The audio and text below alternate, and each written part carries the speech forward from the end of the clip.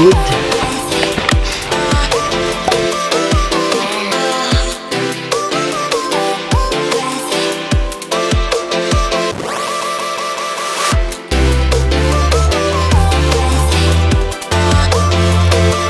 Na malaki yung kinikita ko sa YouTube actually.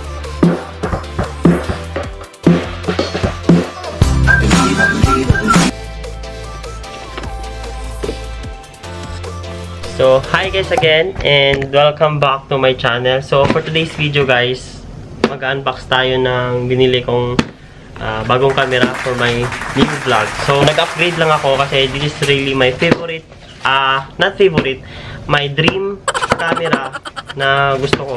So, yun i-unbox natin. Whew! Ito na nga siya guys.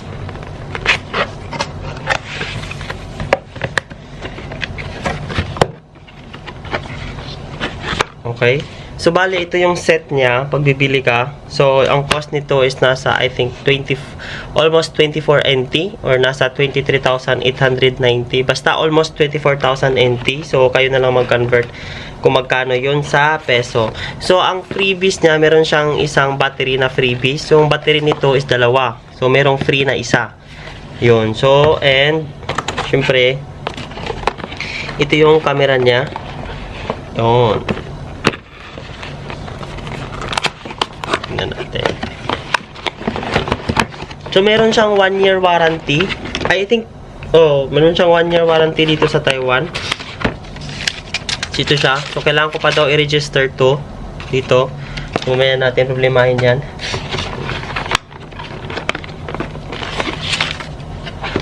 Ito yung manual niya. So, lahat naman ng gadgets merong manual.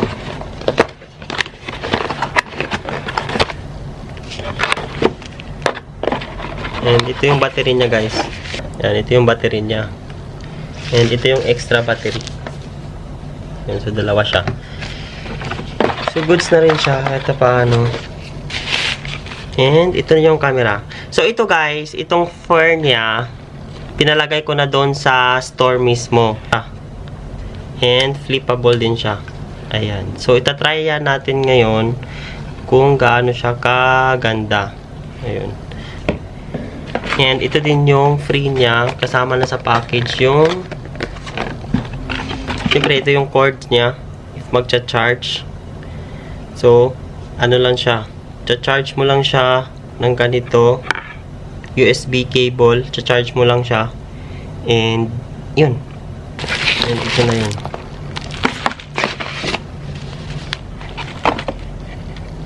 Yun. So, ito yung mga manual niya. Yan. Yung manual sa tripod. So, kagandahan lang kasi sa tripod. Yung tripod niya. Pwede ko siyang parang remote.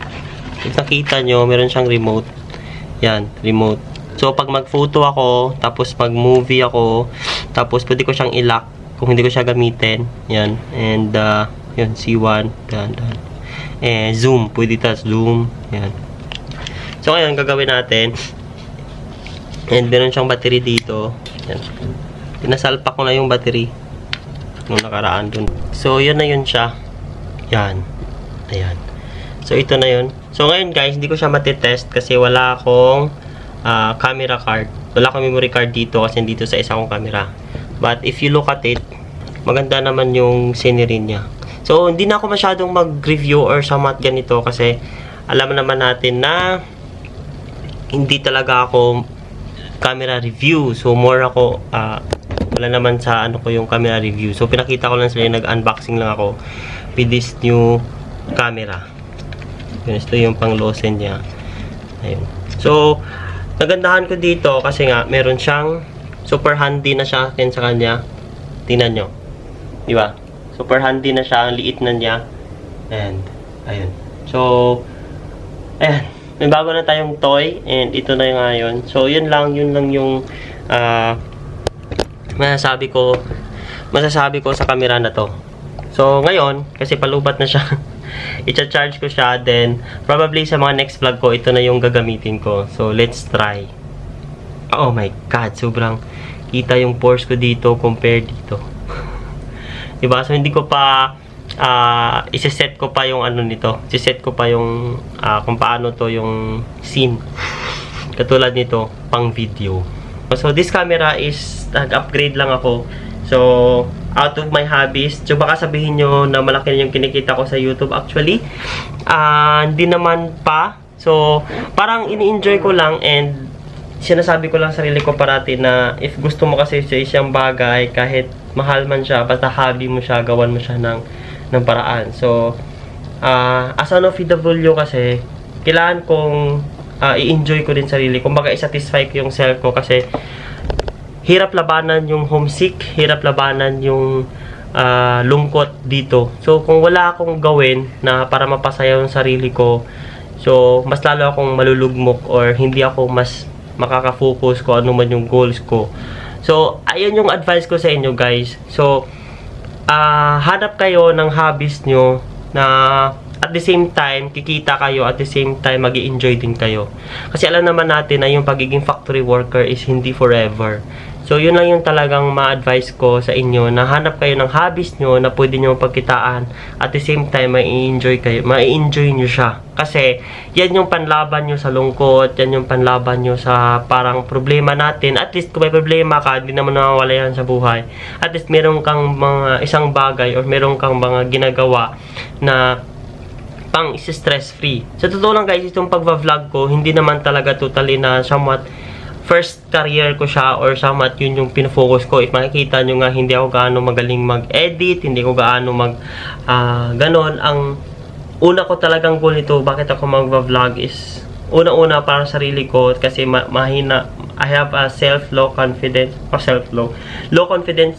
ako dati. So, dahil dito sa pagbablog, kakausap ko yung sarili ko, medyo nakaka-enhance din siya. So, malaking tulong itong pagbablog talaga sa akin. So, that's why, I'm still continuing doing this, and I'm still continuing until merong YouTube, until merong Facebook, merong Instagram, merong TikTok, gagawin at gagawin ko siya. So, wala mang manonood na mararaming tao, at least, at the same time, nakakatulong ako, at least genuine yung pagtulong ko, genuine yung content ko, yun lang.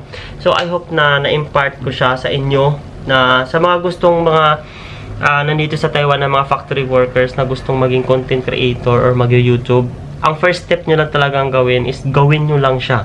So yun lang, gawin nyo lang, gumawa lang kayo ng video, and then huwag kayong titigil sa panonood ng mga tutorials, huwag kayong titigil sa panonood ng makakatulong sa inyo para ma-enhance pa yung skills nyo para sa pagpa-vlog. So ang pinaka-ano lang dyan is be genuine, believe in yourself, so be yourself, maging totoo ka, di ba? So parang Big Brother lang, totoo yan, na maging totoo ka lang sa pagkatao mo.